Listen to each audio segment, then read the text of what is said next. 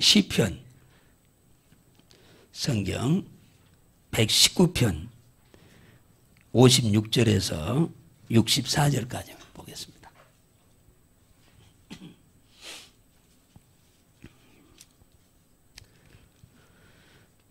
짧으니까 또박또박 있습니다. 시작. 내 소유는 이것이니 곧 주의 법도를 지킨 것이니이다. 여호와는 나의 분깃이시니 나는 주의 말씀을 지키리라 하였나이다. 내가 전심으로 주의 은혜를 구하여 싸우니 주의 말씀대로 나를 긍휼히 여기소서. 내가 내 행위를 생각하고 주의 증거로 내 발을 돌이켜 싸우며 주의 계명을 지키기에 신속히 하고 지체치 아니하였나이다. 악인의 줄이 내게 두루 얽혔을지라도 나는 주의 법을 잊지 아니하였나이다. 내가 주의 의로운 규례를 인하여 밤중에 일어나 주께 감사하리이다. 나는 주를 경외하는 모든 자와 주의 법도를 지키는 자의 동무라. 여호와여 주의 인자하심이 땅에 충만하였사오니 주의 율례로 나를 가르치소서. 아멘. 할렐루야. 한 주간 다 평안한 가운데 사시다가 또 오셔서 감사드리고, 또 한 주간 이렇게 돌아보니까 좋은 일들이 많은 가정들이 또 많이 있어서 매우 기분이 저로서는 아주 좋습니다. 여러분들의 가정에 좋은 일이 많이 있으면 저는 덩달아서 매우 기쁩니다. 자, 오늘은 따라서 합시다. 명분을 만들자. 명분을 만들자. 오늘 같이 읽어드린 이 본문은 하나님에 대한 사랑과 신뢰가 율법에 대한 준행으로 나타납니다. 하나님을 사랑하고 내가 하나님을 신뢰하고 믿는다고 하는 것이 뭘로 표현되느냐 하면 하나님의 말씀을 지키는 일로 드러난다 그 말이죠. 그래서 이 말씀을 준행함으로 풍성한 복을 받게 된다고 오늘 시편 119편은 찬양하고 간증하고 있는 내용입니다. 우리 그리스도인들의 풍성한 축복은 말씀에 불순종하고는 받을 수가 없다고 말을 합니다.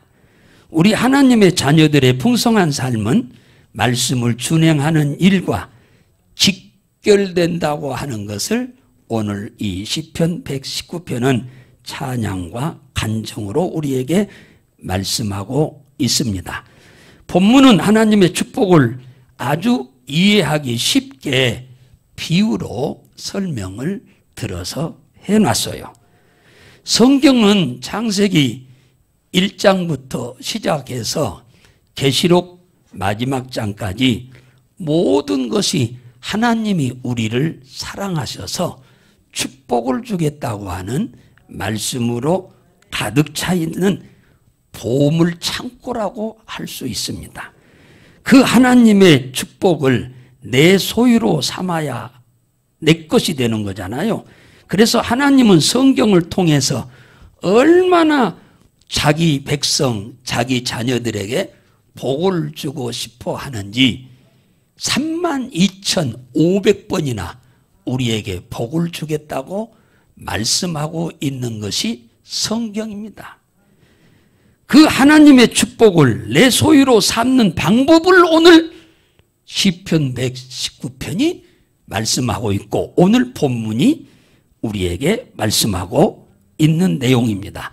그러므로 오늘 이 본문 56절에서 64절까지의 이 말씀은 너무나도 귀한 말씀이며 보배롭고 존귀한 말씀이라 이렇게 말할 수가 있겠습니다. 하나님께서 우리에게 주시고자 하는 축복은 가지수는 많지만 분류를 하면은 두 가지입니다. 하나는 영적인 축복이고 하나는 육적인 축복입니다. 영적인 축복은 예수를 믿음으로 인해서 천국 가는 축복이고, 육적인 축복은 이 땅에 살면서 범사가 잘 되고 형통한 삶을 사는 것이 이 육신의 축복입니다. 그러니까 영적인 축복은 믿음으로 얻고, 이 세상 육신의 축복은 말씀을 행함으로 받게 되는 줄로 믿으시기 바랍니다.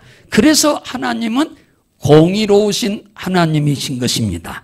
오늘 시편 119편의 저자인 이 믿음의 우리의 선배의 말씀을 들어보면은 하나님께서 우리에게 복을 주실 때는 반드시 명분이 있어야만 복을 준다고 말씀을 하고 계십니다.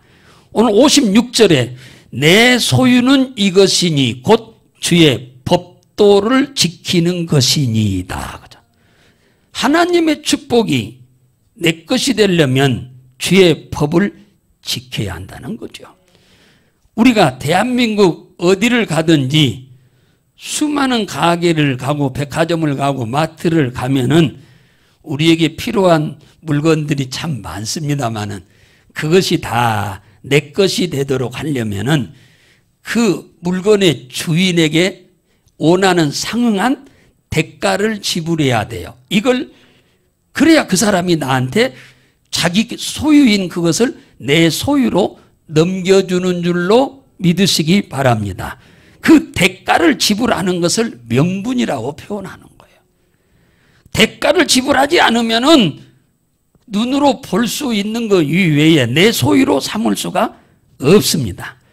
성경에 하나님이 32,500번이나 복을 주겠다고 하는 그 엄청난 그 축복이 내 소유로 삼기 위해서는 반드시 말씀을 준행해야 한다고 오늘 말씀하고 있는 내용입니다. 하나님의 복은 지식이 있는 사람이라고 해서 주고 돈 많은 사람이라고 해서 주는 게 아닙니다. 하나님이 주시는 축복은 누구든지 하나님의 말씀을 준행하기만 하면은 아이든 어른이든 상관없습니다. 배웠든 안 배웠든 상관없습니다. 하나님은 당신의 말씀을 준행하는 사람이면 준행한 분량에 따라서 복의 크기도 분량도 달라지는 줄로 믿으시기 바랍니다. 신명기 28장 1절에 네가 네 하나님 여호와의 말씀을 삼가 듣고 내가 오늘날 내게 명하는 모든 명령을 지켜 행하면 하나님 여호와께서 너를 세계 모든 민족 위에 뛰어나도록 하겠다. 할렐루야. 하나님께서 우리에게 복을 주실 때 명분이 있어야 복 준다는 거예요. 하나님의 복을 내 소유로 이전시키도록 하려면은 하나님이 원하시는 명분이 있어야 한다는 거예요. 가게에 가서 돈을 지불해야 그 사람이 돌려주죠. 뭡니까? 물건을 주듯이 우리가 하나님의 축복을 그렇게도 많이 우리에게 복을 주고 싶어 하시는 하나님의 축복이 우리의 소유로 이전되어서 내 것이 되도록 하려고 하면은 하나님이 원하시는 명분이 우리에게 있어야 한다. 그 얘기입니다. 그 명분이 바로 하나님의 말씀을 준행하는 거다라고 오늘 말씀하고 있습니다.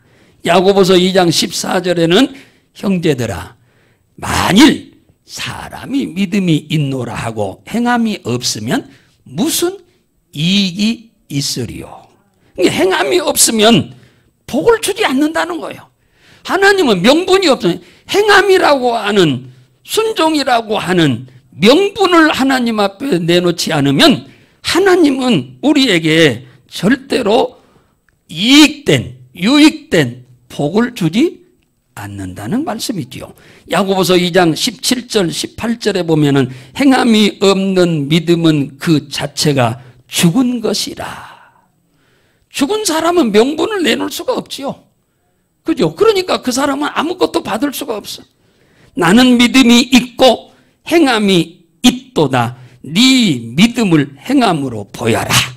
네 믿음을 믿는다고 말하는 그 믿음을 행함으로 하나님께 명분을 보여라 그 말입니다. 이 말은 축복을 받을 만한 명분을 만들어라 그 말이요. 죽은 사람에게 뭘 주지 않는 것처럼 명분이 없는 사람한테 하나님은 복을 줄 수가 없는 거라 그 말이에요. 그러니까 믿는다고 하는 그 믿음을 행함으로 보여라. 명분을 만들어라 그 말이에요. 할렐루야.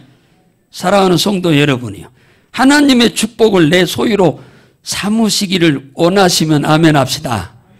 그런다고 하면은 뚜벅뚜벅 한 걸음 한 걸음 말씀을 따라 살아가시기를 주의 이름으로 축원합니다.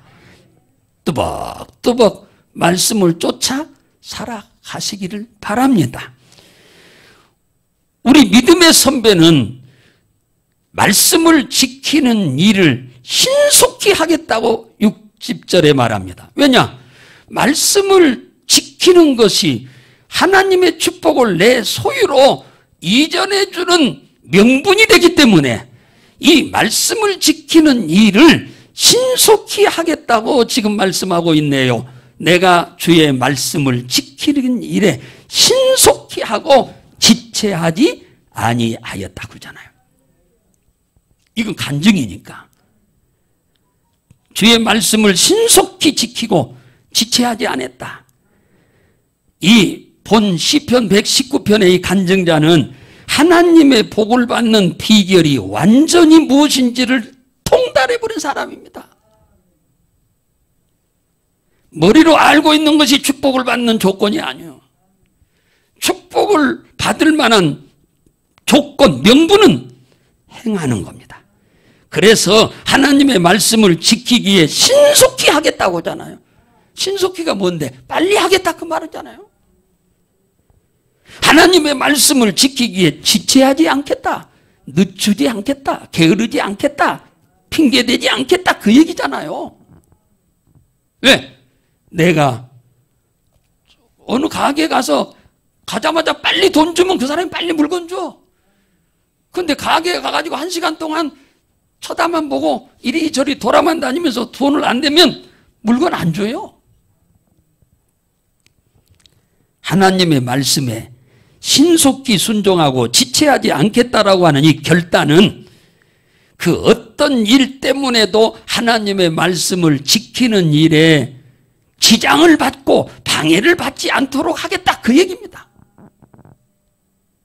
믿음이 적을 때는 어디 갈 일이 생기면 잘됐다 하고 가버리는데, 믿음이 장성하면은 그렇지 않죠. 어디 갈 일을 핑계라도 대고 가지 않고 하나님 앞에 나오게 됩니다. 주의 말씀에 순종하는 것을 우선순위에 두겠다. 세상 일보다 하나님의 일에 우선순위를 두겠다. 육신의 일보다 영적인 일에 우선순위를 두겠다라고 하는 말씀인 줄로 믿습니다. 그래서 오늘 시편 119편의 간증자는 축복의 방법을 어떻게 이렇게 깨달았느냐 하니까 그저 깨달은 것이 아니라고 말합니다. 깨닫는 기회가 있었는데 오늘 67절에 보니까 엄청난 고통을 통해서 깨닫게 됐다고 말합니다. 엄청난 고난과 고통과 실패를 통해서 이 하나님의 축복을 받는 방법, 비결을 깨달았다는 것입니다. 67절에 고난당하기 전에는 내가 그릇 행하였으나 이제는 주의 말씀을 지키나이다 그잖아요. 이 고난이 없었을 때는 자기 멋대로 신앙생활 했다는 거예요. 그런데 이 고난이 온 이후에는 깨달았다는 거예요. 말씀을 지키지 않으면 고난이 계속되는 것이고, 말씀을 지켜야만 하나님은 나에게 당신이 주시고자 성경에 약속한 32,500번이나 약속한 축복을 내게 소유권을 이전해 준다고 하는 것을 이걸 깨달았다는 거예요. 할렐루야. 그래서 71절에 보니까 고난당하는 것이 내게 유익이라 이로 인하여 주의 율례를 배우게 되었다. 고난이 없었으면 이 사람 못 깨달았다는 거예요. 하나님의 축복을 받는 방법을 못 깨달았다는 거예요. 말씀을 내가 행해야 하나님이 그걸 명분으로 삼고 축복을 내게로 소유권을 이전해 준다는 사실을 몰랐다는 거예요. 근데 이 고난을 통해서, 처절한 고난을 통해서 깨닫게 됐다라고 말합니다. 그래서 내게 고난이 유익이라 그런 거예요. 여러분, 고난이 유익입니까? 아니죠. 근데 이 사람은 고난을 통해서 이 축복받는 비밀을 깨달았기 때문에 이 고난이 유익이라고 말하는 겁니다. 복을 받는 사람들의 신앙은 다릅니다.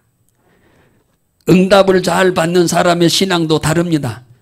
형통한 삶을 사는 사람들의 신앙생활도 다릅니다. 요한복음 9장에 가면은 1절에서 12절에 예수님과 제자들이 길을 가다가 날 때부터 소경으로 태어난 한 사람을 길거리에서 만나게 됩니다. 12제자 중에 한 제자가 예수님께 물었습니다. 선생님, 이 소경이 태어날 때 소경으로 난 것이 자신의 죄로 소경이 됐습니까? 부모의 죄로 소경이 됐습니까? 이 말은 다 말이 안 맞는 말이죠. 이거 엉뚱한 질문이요. 예수님은 이 대답할 필요도 없어서 예수님이 이렇게 말합니다. 부모의 죄도 아니고 그의 죄도 더더욱이 아니고 그에게서 하나님이 살아계시다고 하는 것을 나타내고자 그렇게 계획적으로 태어났다는 것입니다.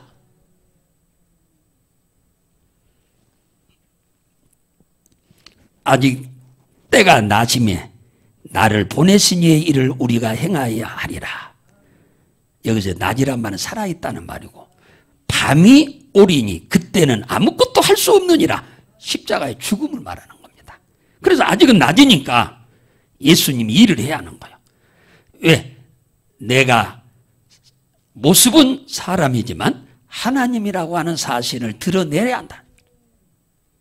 그래서 예수님이 땅에 침을 뱉어서 손가락으로 그 침과 흙을 버물러서 진흙을 만들어 가지고 그 손가락으로 찍어다가 눈덩어리, 눈꺼풀에다 발랐겠죠. 눈 아래다 발랐겠어요. 눈꺼풀에다 이렇게 바르고 뭐라고 하느냐. 너 실로암에 가서 씻으라. 이 실로암에 가서 씻으란 말은 보냄을 받았다라고 하는 뜻이라고. 당시 소경의 눈을 보게 한 의사는 없었습니다. 그리고 예수님은 의사도 아니고 직업이 목수였습니다. 목수인 예수님이 의사들도 치료할 수 없는 온갖 병들을 다 고치시는 것을 보고 사람들이 꾸역꾸역 예수님이 가시는 곳마다 모여들기 시작을 했습니다. 오늘 본문에 나오는 이 소경도 가족들을 통해서든 아니면 동네 사람을 통해서든 예수라고 하는 분이 오셨는데 그분이 온갖 병을 다 고친다는 소식을 내가 봐서는 들었으리라고 생각하게 됩니다. 그런데 눈이 멀어서 안 보이니까 예수님이 계신다는 걸 못 갔을 것이지 마음은 100번이라도 예수님이 계신 곳에 뛰어가고 싶은 마음이 충분히 있었을 것입니다. 소경의 불편함은 돈 없는 불편함과는 비교가 안 됩니다.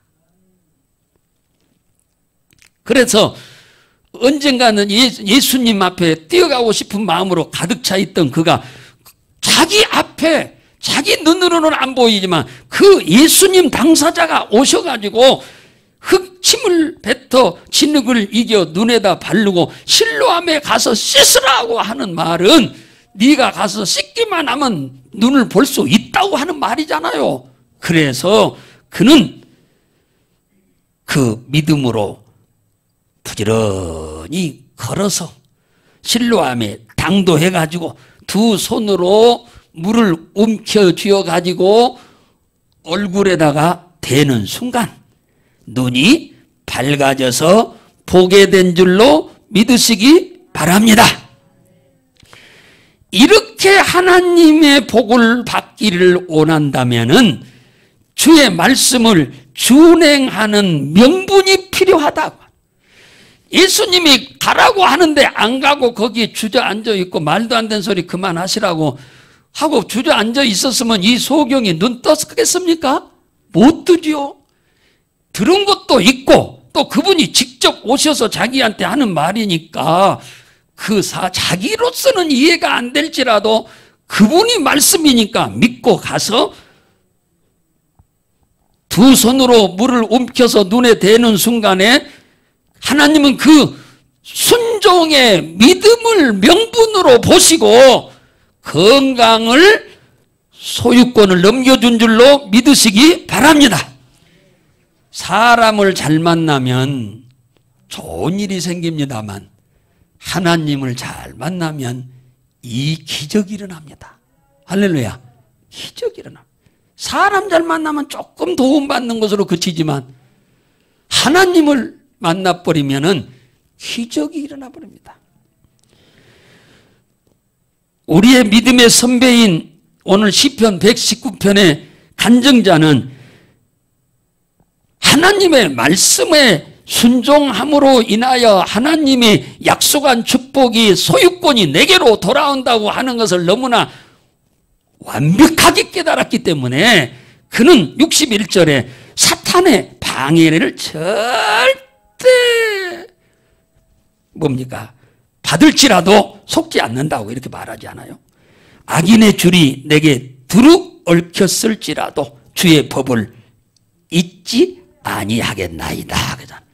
악한 사단의 회방과 방해가 하나님의 말씀에 순종하지 못하도록 여러 가지 여건과 환경을 만든다 할지라도 나는 절대로 거기에 굴복하지 않겠다라고 하는 말씀입니다. 왜냐? 이 복을 받는 비밀을 너무 잘 알았기 때문인 줄로 믿습니다. 사단이 회방을 할지라도 싸워서 이기겠다는 겁니다. 마귀가 핍박할지라도 주저하지 않겠다는 겁니다. 오히려 마음을 다하고 성품을 다하고 힘을 다해서 하나님의 말씀에 순종하고 섬기겠다고 하는 말씀인 줄로 믿습니다. 하나님은 우리 인간의 생각도 아시고 우리 인간의 말도 아십니다. 다 아셔요. 그런 하나님이 오늘 본문 시편 119편에 이 찬송하고 간증하는 이 장본인을 보셨을 때 얼마나 이뻤겠는지 말도 못하게 하나님이 기뻐하셨으리라고 생각합니다.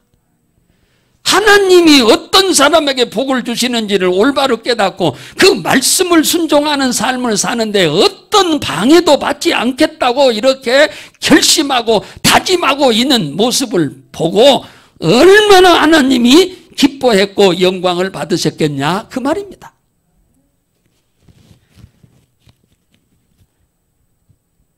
이스라엘 땅의 남한국 유다가 하나님의 말씀에 불순종함으로 인해서 바벨론이 전쟁을 일으켜 가지고 이스라엘 사람들을 포로로 잡혀갈 때 다니엘과 그 세 친구들이 함께 잡혀갔습니다.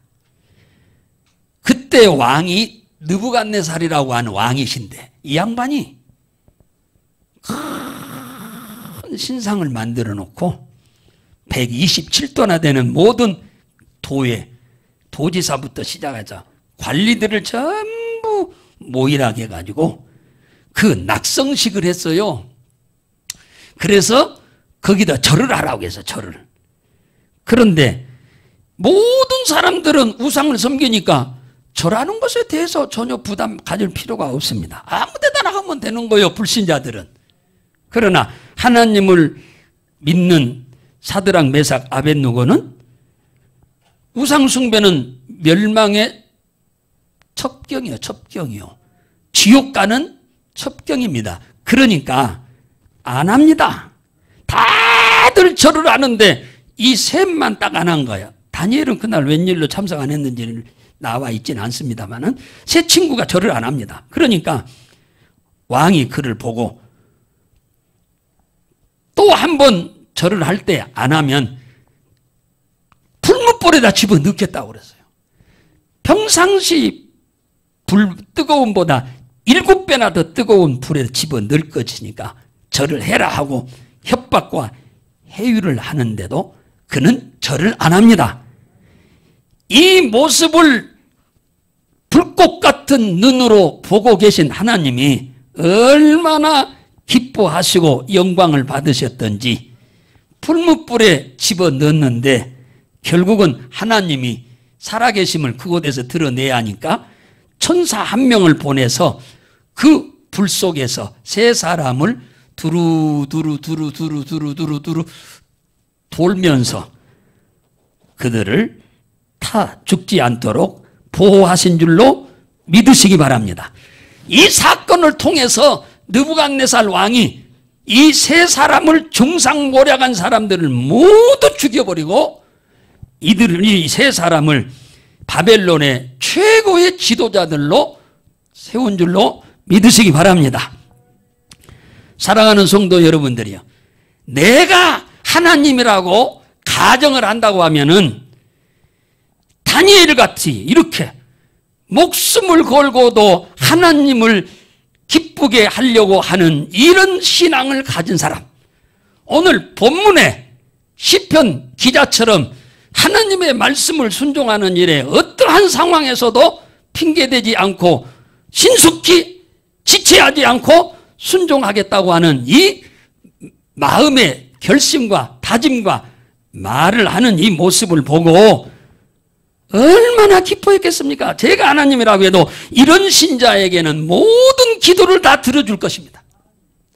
내가 하나님이라고 가정할 때 이런 성도에게는 그들의 출입을 하나님이 어디를 가든지 보호해 줄 것입니다. 이런 그리스도인이라고 한다면 누가복음 6장 38절 말씀처럼 후이되어 누르고 흔들어 넘치도록 해서 이들의 평생의 삶에 부족함이 없도록 복을 줄 것입니다. 제가 하나님이라고 할 때 말이에요. 사랑하는 성도 여러분, 이 엄청난 비밀을 깨달은 이 장본인, 우리의 믿음의 선배, 이분의 이 엄청난 축복의 비밀을 깨달은 것을 오늘 우리 성도들이 다 깨달으시기를 주의 이름으로 축원합니다. 이 마지막으로 보면 우리 믿음의 선배는 그래서 친구를 잘 구별해서 사귄다고 말합니다.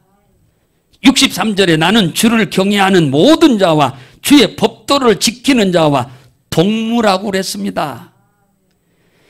주를 경외하는 자, 하나님을 삶의 우선순위로 여기고 하나님의 법을 철두철미하게 지키면서 살고 있는 그런 사람들과 연합해서 뭡니까? 신앙생활을 열심히 했다고 말합니다. 이렇게 신앙생활을 잘하면 마귀의 유혹을 받을 필요가 없습니다.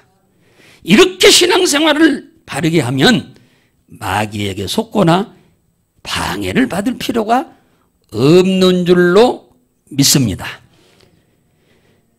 이 말씀의 요지는 하나님의 말씀을 거역하는 자들과 함께하지 않겠다. 하나님의 말씀에 불순종하는 자들을 따르지 않겠다. 하나님의 말씀대로 사는데 방해하는 친구는 구별해서 사귀겠다. 할렐루야. 내 신앙생활에 도움이 되는 사람들과 친구가 되겠다. 오해하면 안 됩니다. 그런다고 예수 안 믿는 불신자들을 친구를 안 사귄다고 하면은 말이 안 되는, 그러면 전도는 어떻게 하라고? 그들과 사귀는 것은 적당하게 우리의 생활 속에서 최대한으로 그들한테 모든 거 다 양보해버려. 세상 것들은. 그러나 하나님의 영광을 위한 일에는 양보하지 않고 적극적으로 순종하겠다는 말씀인 줄로 믿으시기 바랍니다. 리처드 목사님이 아프리카 선교사로 가가지고 그 원주민 토인들에게 복음을 전하는데 열심히 전하는데 별로 하나님께 돌아오는 사람들이 별로 없었어요. 그러던 중에 기도하다가 야, 이들한테 내가 매일 하루에 성경 10절씩을 공부를 가르쳐야겠다 해서 누가복음 1장부터 매일 1절부터 10절, 11절부터 20절 이런 식으로 매일 이렇게 공부를 가르치다가 6장으로 갔습니다.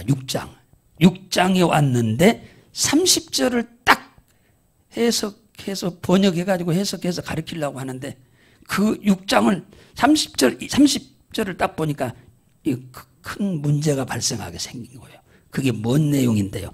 무릇 네게 구하는 자에게 주며 내 것을 가져가는 자에게 달라고 하지 말아라. 이 말씀을 가르쳐야 하는데 이 말씀 가르치면 틀림없이 이 사람들이 내 거 다 가져가 볼 것인데 내 거 다 달라고 할 것이 틀림없는데 그러니 이거를 전할 거냐 말 거냐 고민하다가 이 30절을 딱 뛰어넘고 31절부터 가르치기 시작한 거예요. 그 다음날 가서 31절부터 40절까지 가르치고 나니까 마음이 답답해서 미칠 지경인 거예요.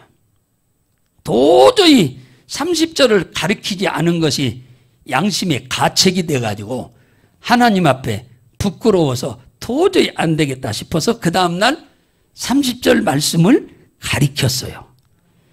그랬더니 아니나 다를까 예배 끝나자마자 그들이 줄을 서서 못 주세요, 못 주세요, 못 주세요, 못 주세요 해서 집에 있는 거 싹 가져가 버렸대요. 그래서 다 가져가 버리니까 자기가 염려했던 것이 사실로 된 겁니다. 그런데 다 없어져 버려가지고 섭섭한 일이 생긴 건 사실인데 놀라운 기적이 일어났는데 무슨 기적이 일어났느냐 하니까 이들이 자기의 소유를 하나님의 말씀 따라 그대로 달라고 한다고 주는 걸 보고 이 사람이야말로 진짜 하나님의 사람이라고 그들이 인정을 하고 자기들이 불순종했던 것을 회개하고 그 자리에서 예수를 다 영접하게 됐다고 하는 말씀인 줄로 믿으시기 바랍니다. 그래서 사무엘상 15장 22절에 순종이 제사보다 낫다. 귀로만 듣는 것보다 뭐요? 순종이 낫다 그러잖아요. 순종이 제사보다. 그러면은 제사가 필요 없냐? 아니죠. 제사는 예배도 드리고 순종하는 것과 예배만 드리고 순종하지 않은 것보다 예배도 드리고 순종하는 것이 낫다는 말씀인 줄로 믿으시기 바랍니다. 사랑하는 성도 여러분이요, 우리는 한 해를 출발하면서 새해는 하나님의 큰 은혜와 복을 받기를 소원하고 출발해 가고 있는 첫 달입니다. 성경에 하나님이 그렇게도 많은 축복을 주겠다고 하는 이 축복이 하나님이 내게 주기만 하면, 내 가정에 주기만 하면, 내 우리 가족에게 주기만 한다면 부족함이 없는 한 해가 될 줄로 믿으시기 바랍니다. 그러기 위해서 우리는 하나님이 당신의 소유를 내 소유로 이 축복을 줄 수밖에 없도록 우리는 말씀을 지켜 행하는 이런 명분을 만드는데 게으르지 마시기를 주의 이름으로 축복합니다.